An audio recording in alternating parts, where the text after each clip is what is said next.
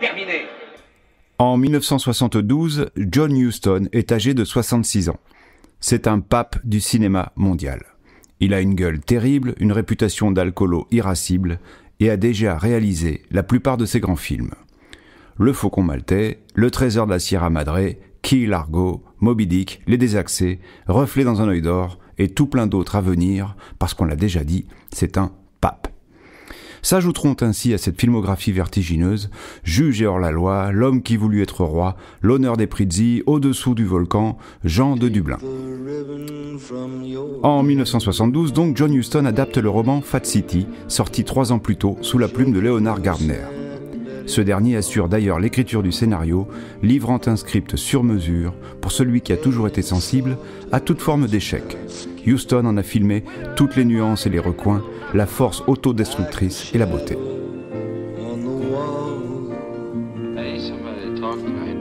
Sorti en France sous le très faible titre La Dernière Chance, Fat City radiographie les prolétaires américains, les alcooliques, la misère sociale, sans angélisme, mais alors vraiment pas, et sans aucun mépris. Le film pose juste un regard franc, les yeux dans les yeux, sur les réprouvés, les exploités, les pas doués pour attraper le bonheur quand il passe, si jamais il passe.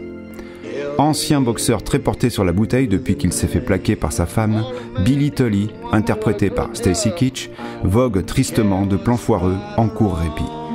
Le soleil de la Californie, l'histoire se déroule dans un gros bled appelé Stockton, n'est d'aucun secours. Au contraire, il semble accabler davantage notre pauvre Billy.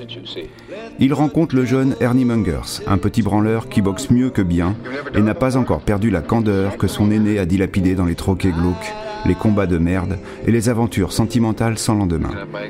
C'est un tout jeune Jeff Bridges qui joue Ernie.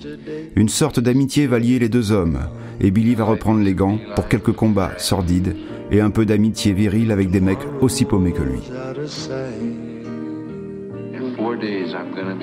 Fat City n'est pas un film de boxe comme peuvent l'être On a gagné ce soir de Robert Wise, Raging Bull de Martin Scorsese ou bien sûr Rocky Balboa.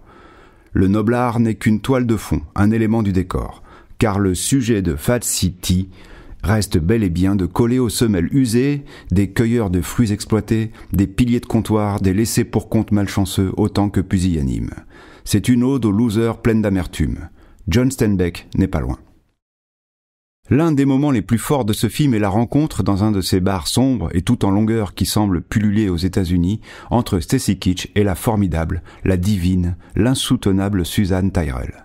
Nulle comédienne au monde ne peut se vanter d'avoir campé avec autant de vérité et d'émotion une poivrotte horripilante et drôle, tragique et minable. Elle est poignante. Do you know who your friends are? Listen, anytime you need anything, just come and see me. These others? I wouldn't ask the time of day. I wouldn't give it to you. Do you know something?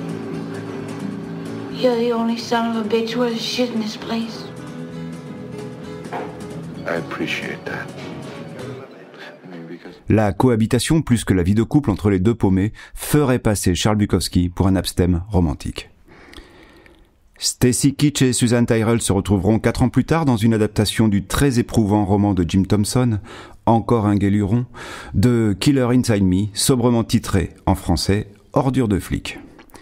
Susan Tyrrell, que l'on verra dans La chair et le sang de Paul Verhoeven, Conte de la folie ordinaire de Marco Ferreri et Cry Baby de John Waters, a fini sa vie amputée des 2 jambes à la suite d'une thrombocytémie.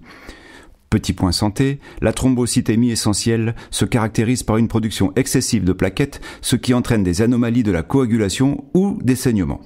Susan Tyrrell s'est éteinte à l'âge de 67 ans après avoir entamé une belle carrière de peintre, logique pour une ancienne muse d'Andy Warhol. Pour l'anecdote, on citera l'apparition de Sixto Rodriguez, autre icône de la loose, sorti des limbes en 2012 grâce au film Sugarman. Dans Fat City, le chanteur maudit incarne un entraîneur de boxe. Un petit mot sur la photographie de Conrad Hall, qui a notamment éclairé plusieurs films de Richard Brooks.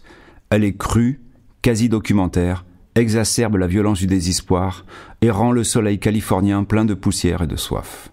4 ans plus tard, Conrad Hall fera à nouveau merveille en donnant le ton crépusculaire de Marathon Man, de John Schlesinger. Is it safe? Tell me what the it refers to. Is it safe?